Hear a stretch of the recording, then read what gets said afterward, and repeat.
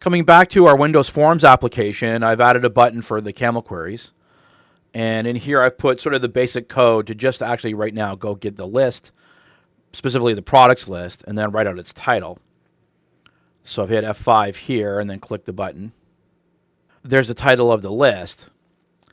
And now to add a query, we can come in here and say var query is equal to a new camel query. And then to specify the query, we set the viewXML property.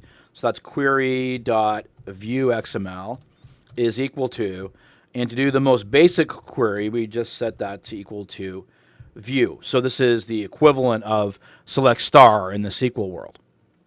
Then we'll call our getItems method. So I'll say here var items is equal to list.getItems, passing in the query object. And then finally, I need to load the items object via the context. So context.load items. And then finally, down here at the bottom, we want to write out the titles of the items. So I'll just paste that code in there. Now, in the server object model, the SP list item type has a title property. It does not in the client object model. So we just need to use the indexer. All right, so hit F5 and click the button here. And there's the title of our list, and then the titles of each of the items. Now to do an actual query, we can replace the viewXML here with an actual camel query. Again, the camel query syntax is exactly the same as it is on the server side. In this case, we're querying the products list, where each category is equal to the item in the categories list with item ID equal to 1. That happens to be beverages. All right, so let's get out of full screen and let's fire up Fiddler and come back here and let's run our application and click the button.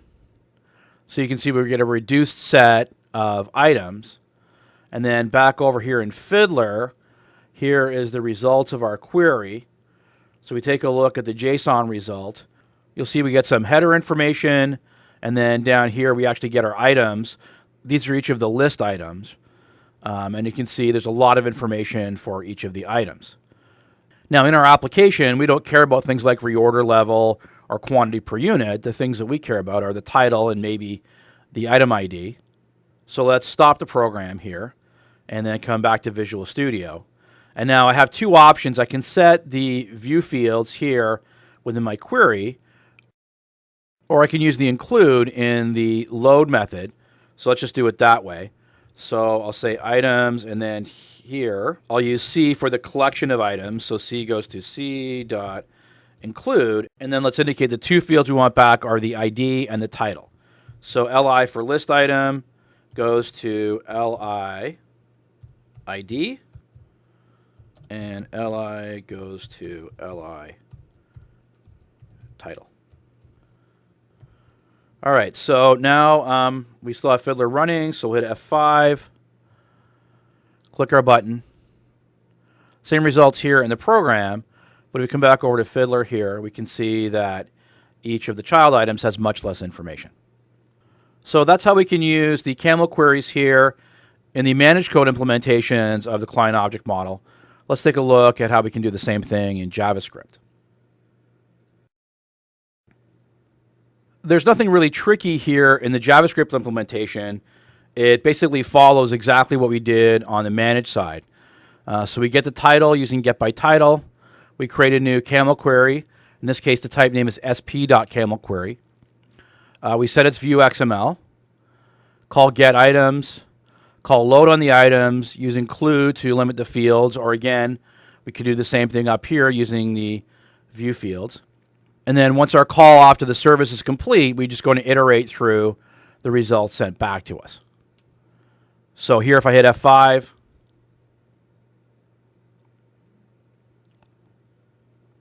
and then click the camel query button, you can see we get the same results back as we did on the managed side. Just one final thing. And this isn't really related to the client object model, but it is worth mentioning. For those developers using Visual Basic, when you're working with camel queries, it's actually easiest to use the XML literals to define your query, and then just use toString to actually get the XML. So if I say here dim foo is equal to, then I can just start writing in XML. So I can say here view, and notice I get the closing tag automatically. I can then do my query. I get my closing tag automatically, and so on.